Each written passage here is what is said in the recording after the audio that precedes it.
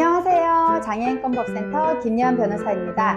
쉽고 재미있게 이해하는 형사사법에 대해서 이야기하고 있습니다. 이번 시간에는 공판 단계에서 법정에서 중요한 것들이 3가지가 있습니다. 합의, 엄벌해달라고 판사님한테 얘기하는 거, 증언하는 거 차례차례 말씀드리도록 하겠습니다. 일단 합의는요, 꼭 공판 단계에서만 하는 건 아니에요. 수사가 진행되는 중에서도 합의가 이루어지죠. 내가 너한테 이만큼 잘못을 한 거 내가 인정해. 너한테 용서받고 싶어. 라고 하면서 가해자가 피해자에게 일반적으로 어떤 돈을 줍니다. 그러면서 피해자는 종이를 써줘요. 그래, 내가 이 돈 받은 거 맞고 너가 처벌받는 거 원하지 않아 라고 하는 내용으로 종이를 써줘요. 그런 합의가 안 이루어진 상태에서 기소가 돼서 재판을 받는 중에 피고인이 합의를 하자고 요청하는 경우들이 종종 있어요. 이럴 때 고민을 많이 하세요. 내가 이거 합의를 해야 되나? 내가 마치 이거를 합의를 해주면 돈 뜯어내려고 이렇게 저 사람을 뭐 고소한 것 같고 막 이런 느낌이 드시는 경우가 있는 거예요. 근데 그런 거 아니에요. 그렇게 굳이 생각하실 필요는 없어요. 왜냐하면 내가 지금 뭐 물질적으로나 정신적으로나 그 가해자로부터 피해를 입은 게 맞잖아요. 그러면은 이런 것들이 가해자가 처벌을 받음으로써 뭔가 회복이 되기도 하지만 가해자가 나한테 금전적으로 배상을 함으로써 내가 그걸로 통해서 조금 치유가 되는 것도 가능하거든요. 그거 나쁜 거 아니에요. 그러니까 합의를 한다고 해서 뭔지 내가 나쁜 일을 한 것 같고 그런 생각은 하실 필요가 전혀 없습니다. 손해배상이랑 차이점이 좀 있어요. 형사사건은 형사사건대로 네가 처벌받을 수 있는 끝까지 처벌받아. 이제 민사사건은 별도로 내는 거예요. 얘가 나한테 이런 잘못해서 내가 엄청난 피해를 입고 엄청 화가 났어요. 나 얘한테 3천만 원 받아야겠어요 라고 해가지고 3천만 원을 달라고 소송을 내는 거예요. 뭐 얼마를 달라 이렇게 법원에 소송을 내면 별도로 민사소송이 열리겠죠. 그러면 형사소송도 있고 민사소송도 있는데 민사소송 재판부의 경우에 형사사건에서 어떻게 결론이 나는지를 좀 지켜봅니다. 민사사건을 하려면 원고 피고가 있어야 되잖아요. 이 형사사건에서 피고인이랑 피해자가 있는데 이게 민사사건으로 오면 피해자가 원고고 피고인이 피고가 되겠죠. 원고랑 피고는 이름, 주민등록번호, 주소가 나와 있어야 됩니다. 그러면 내가 모르는 사람한테 당한 일이다. 묻지마 폭행 같은 걸 당했다. 그런데 이 사람을 상대로 뭔가 이렇게 소송을 낸다는 게 내 주소나 이런 게 알려질 수 있는 부담이 있기 때문에 좀 조심스러운 부분도 있는 거예요. 민사사건에서 이겨도 만약에 이 사람이 빈털터리 아무것도 없어요. 뭐 차도 없고 집도 없고 그냥 돈이 하나도 없어요. 예금도 없어요. 이런 경우에는 이 사람을 상대로 해서 이겨봤자 이게 이겼다는 거 말고는 의미가 없는 거예요. 이 사람 돈이 없으니까 받을 수가 없어요. 그런데 형사사건에 합의를 할 때는 돈이 입금이 된 이후에 그 합의서를 써주잖아요. 그러니까 자동으로 이게 집행 문제가 해결이 되는 부분이 있고요. 합의를 할 때는 이 손해배상보다는 조금 더 많은 금액으로 합의를 하는 게 통상적이에요. 왜냐하면 벌을 받는 걸 원하지 않습니다 라고 종이를 써주잖아요. 그러면 형사사건에서 합의를 하면 형사사건도 급한 불이 꺼지고 민사사건도 안 하는 걸로 정리가 되기 때문에 민사사건만을 통해서 받는 돈보다는 조금 더 많이 받을 수 있는 거예요. 항상 이런 건 아니지만 그러면 합의를 내가 해야 되냐 말아야 되냐의 기준이 돈의 액수일까요? 합의의 의미는 뭐냐면 저 사람이 나한테 한 일을 이 돈을 받고 용서할 거냐 말 거냐예요. 부모가 몰래 합의하거나 특히 장애인 자녀나 이런 뭐 성폭력 사건 같은 거 보면 부모가 자녀의 의사를 물어보지도 않고 그냥 막 합의를 해오고 이런 경우 있어요. 근데 그런 경우는 요새 재판에서도 제대로 된 합의를 인정도 안 해주고요. 절대 바람직하지 않은 그런 행동입니다. 당사자가 이 상황을 이해하고 내가 이거에 대해서 이 정도 돈으로 용서한다 라고 했을 때 진정한 합의가 성립되는 겁니다. 변호사의 도움을 좀 받으시면 좋겠어요. 본인이 직접 만나가지고 막 도장 찍고 하면은 이게 조금 위험할 수 있으니까 대체로 요새 성폭력 사건, 아동학대 이런 사건들은 국선 변호사가 있고 하잖아요. 그러면 그 피해자 국선 변호사를 통해서 합의를 하는데요. 저 같은 경우도 피해자의 대리를 할 경우에는 피해자가 직접 합의 과정에 나오지 않도록 보호를 하고요. 피해자의 신분을 증명할 수 있는 서류를 받아요. 그래서 그 서류를 제가 가지고 있고 도장은 변호사 도장을 찍는 거죠. 그거랑 저한테 위임한 그 위임장이랑 같이 냅니다. 대신에 그 개인정보 같은 건 다 가려서 내죠. 판사님만 볼 수 있게. 그렇게 돼서 이게 좀 피해자도 인적사항이 노출되지 않고 원만하게 합의가 될 수 있도록 변호사의 도움을 받으실 수 있으면 받으시면 가장 좋고요. 아동이나 청소년 성폭력 피해자에게 그리고 그 보호자에게 합의를 자꾸 해달라고 하면서 폭행을 하거나 협박을 하거나 이러잖아요. 그러면요 여러분 징역형이에요. 아동 청소년 성범죄에 대해서 합의 강요죄라는 것이 또 있기도 합니다. 합의금을 얼마를 받아야 될까요? 이게 참 애매해요. 그래서 이거는 일률적으로 무슨 짓 하면 얼마, 무슨 짓 하면 얼마 이렇게 표로 나와 있는 거 아니에요. 피해자가 나 이 정도는 줘야 합의해주겠다 라고 얘기를 하고 피고인 입장에서는 제가 그 정도 돈이 없는데 좀 이 정도로 이렇게 조정이 되면 안 될까요? 뭐 이런 식으로 해서 조금 몇 번 맞춰가는 과정을 통해서 정해지는 게 일반적입니다. 그렇다고 해서 무슨 시장에서 물건 깎았듯이 아유 그건 너무 비싸니까 깎아주세요 이렇게 하는 건 아니죠. 주로 합의서의 내용은 뭐가 들어가냐면요, 가해자 누구랑 이제 피해자 누구누구는 뭐 요러요러한 사건에 대해서 우리가 합의를 했습니다. 피해자는 피고인의 처벌을 원하지 않습니다 라는 내용이 거기 써 있고요. 언제 어떤 방법으로 얼마를 지급받았습니다. 저는 마지막에 그런 문구도 넣는 편이에요. 일방적으로 합의를 한 것이 아니라는 게 좀 드러날 수 있도록 그런 문구를 좀 넣기도 합니다. 합의가 도저히 안 되는 사건도 있어요. 피해자가 너무 화가 나고 피고인이 좀 엄하게 처벌됐으면 좋겠고 이런 사건들 있잖아요. 엄벌 탄원서를 냅니다. 판사님한테 편지 쓰는 거예요. 그 편지 이름이 탄원서예요. 판사님들은 피고인들이 보내는 반성문을 읽어봐요. 맨날 피고인들이 피해자한테보다는 판사님한테 자꾸 반성문을 써내요.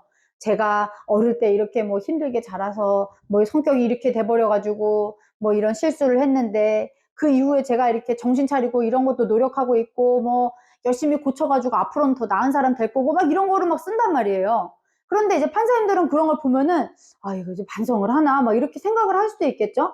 그런데 피해자 입장에서는 어이가 없는 거죠. 뭐야 나한테는 사과 한마디 안 하다가 무슨 판사님한테 뭐 맨날 반성문만 써내고 그런 걸로 감형받으려고 하고 이러면은 이제 피해자 입장에서는 화가 날 수 있잖아요. 자 그러면 피해자는 그런 거를 그냥 참고 있으라는 게 아니고 써냅니다. 엄벌해주세요 라고 판사님한테 탄원서를 써내는 거예요.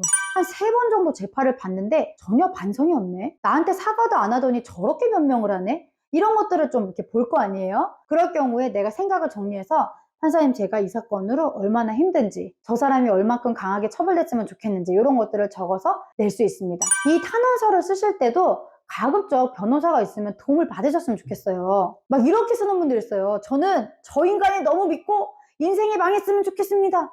아 물론 속으로는 그렇게 생각할 수는 있죠. 막 자기 일기장에 막 저주하고 막 이런 걸 쓸 수는 있는데 이거는 이제 판사님한테 보내는 편지잖아요. 그러면은 그런 어떤 표현이나 이런 것들이 약간 조금 정리가 되면 좋기도 하겠죠. 그리고 이제 정성스럽게 쓴다고 막 손글씨로 쓰시는 분 있는데 글씨가 막 지렁이가 막 기어가면은 이게 읽는 사람이 아 내가 너무 읽고 싶은데 이게 도저히 이게 읽을 수가 없네 막 이런 경우에는 좀 힘들 수 있잖아요. 종이도요 그냥 얄부리한 그냥 이렇게 막 꾸깃꾸깃한 종이에 내는 거랑 조금 빳빳한 색깔지에 이렇게 정성스럽게 내는 거랑 조금 달라요. 그리고 이제 여백도 없이 막 까맣게 이렇게 쓴다거나 아니면 막 띄어쓰기 안 하고 저 예전에 띄어쓰기 안 한 거 한번 본 적 있는데 약간 무섭더라고요. 그냥 모든 글씨를 다 붙여 적으니까 그냥 뭔가 이렇게 주술서 같은 느낌이 드는 게 저는 약간 무서웠거든요. 그래서 기왕 우리가 판사님한테 엄벌해주세요 라고 탄원서를 내는 거면 조금 변호사 도움을 받아서 그런 뭐 여백이라던가 글씨 크기라던가 도움을 받으시면 좋겠고요. 내용은 과장되지 않게 진실되게 쓰시면 좋은데 너무 길 필요는 없습니다. 좀 구체적인 경험을 쓰시면 좋아요.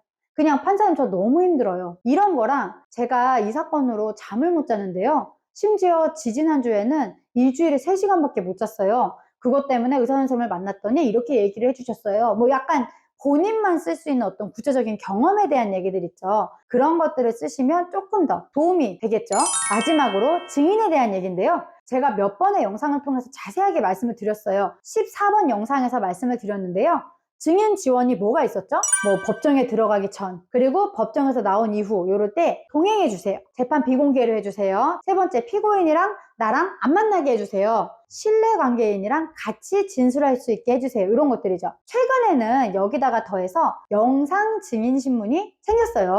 영상증인신문은 법원 안에 있는 화상증언실이 있어요. 거기서 카메라 앞에서 그 법정에 있는 판사님이랑 이렇게 볼 수 있게 해놓고 증언을 하는 방법이 생기기도 했고요. 13번 영상에서 자세히 말씀을 드렸는데 이미 재판 중인 사건이긴 하지만 해바라기 센터의 카메라 앞에서 증언을 하고 그거를 판사님이랑 보게끔 하는 그런 방법도 있습니다. 피해자가 병원에 입원해 있다. 그래서 도저히 뭐 거동이 안 된다.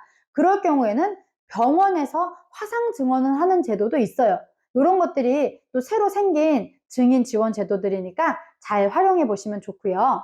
내가 법정에 증인으로 나간다라는 건 무슨 뜻이라고 했죠? 반대 신문 받으러 간다는 뜻이에요. 내가 하고 싶은 말만 다 얘기하고 빠이빠이 하고 이렇게 돌아오는 게 아니고 나한테 있었던 일이 뭔지 일단 설명을 하고 그 다음에 피고인 측에서 잠깐만요 증인, 아까 전에 요렇다고 얘기했는데 이거랑 말이 안 맞지 않나요? 왜 이렇게 말했나요? 이런 식으로 반대 신문을 하는 것이 이 증인 신문에서 있다는 거예요. 바로 이 지점 때문에 많은 사람들이 하기 싫어하지만 제가 그럼에도 불구하고 꼭 가야 되는 이유가 있다고 했죠. 왜? 내가 수사기관에서 힘들여서 만든 그 증거, 참고인 진술조서, 수사관인 앞에서 얘기했던 거, 물어보고 답하고 그 써있는 그 종이 참고인 진술조서가 증거가 돼서 판사님이 볼 수 있는 상태가 되려면 내가 법정에 가서 반대신문을 받고 저 이런 진술한 적 있습니다. 동그라미를 치고 와야 된다고 했죠. 그래서 피해자가 증인으로 나가는 게 중요하다는 겁니다. 미성년자가 성범죄 피해를 당했을 때 아직 어른도 아닌데 게다가 성범죄 피해 당했는데 법정에 나가서 나한테 뭔 일이 있었고 막 이런 거 막 얘기하는 게 너무너무 힘들 수 있잖아요. 법이 바뀌었다고 했죠. 이 부분에 대해서 13번 영상에서 자세하게 설명을 해뒀는데요. 미성년자인 성범죄 피해자라 할지라도 법정에 나가서 반대 신문을 받아야 되는 게 원칙이에요. 만약에 그 피해자가 수사기관에서 만든 참고인 진술조서를 피고인이 증거로 쓰는데 X 표시를 했다면 동그라미 표시를 하면은 나갈 필요 없죠. 근데 나 이거 증거 나 인정 못해요 라고 피고인이 피해자의 진술조서를 X 표시를 했다면 그 피해자는 미성년자라 할지라도 그 X 표시를 동그라미로 바꾸려면 법정에 나가서 증인으로 증인신문을 받아야 된다. 이거는 말씀드렸죠. 이게 원칙이에요. 그렇지만 5개의 예외가 생겼습니다. 첫 번째 뭐였죠? 죽었을 때. 피해자가 못 나가요. 사망해서. 그럴 경우에는 피해자의 영상 녹화물, 진술 영상 녹화물을 증거로 바로 쓸 수 있다고 했죠. 두 번째, 피해자가 외국에 나가 있는데 도저히 귀국이 안 돼요. 그런 경우 피해자가 했던 영상 녹화물 증거되고요. 세 번째, 질병이나 장애가 심해서 법정에 못 나와요. 그럴 경우에 피해자의 진술 영상 녹화물 자체가 증거가 된다. 자, 그리고 네 번째, 소재불명. 피해자가 행방불명됐어요. 찾을 수가 없어요. 마지막으로 지금 살펴본 것처럼 뭐 거의 죽었거나 행방불명됐거나 이 정도 수준으로 뭔가 뭐 너무 아프거나 뭔가 상태가 굉장히 안 좋아서 뭐 도저히 법정에 나올 수 없는 이런 비슷한 상태에 있는 거를 그거에 대해서 주장을 하고 확인을 받으면 피해자의 진술이 담긴 영상 녹화물 자체만으로도 유죄의 증거로 쓸 수 있다라는 겁니다. 피해자 국선 변호사 아시죠? 지금 제가 말씀드린 합의하는 과정, 그리고 엄벌 탄원서를 내는 과정, 그리고 증인으로 법정에 나가서 증언을 하는 과정, 이 모든 과정이 피해자한테 절대 쉽지 않아요. 이 피해자 국선 변호사 제도를 적극적으로 활용하시라는 말씀을 꼭 드립니다. 피해자 국선 변호사가 어쩔 때 선정되는지, 무슨 역할을 하는지는 9번 영상, 긴 기다림을 이겨내는 법이라는 영상에서 제가 자세히 설명을 해놨거든요. 너무 주저하지 마시고 피해자 변호사의 도움을 받기를 꼭 추천드릴게요. 이 영상이 필요한 사람에게 전달해 주세요.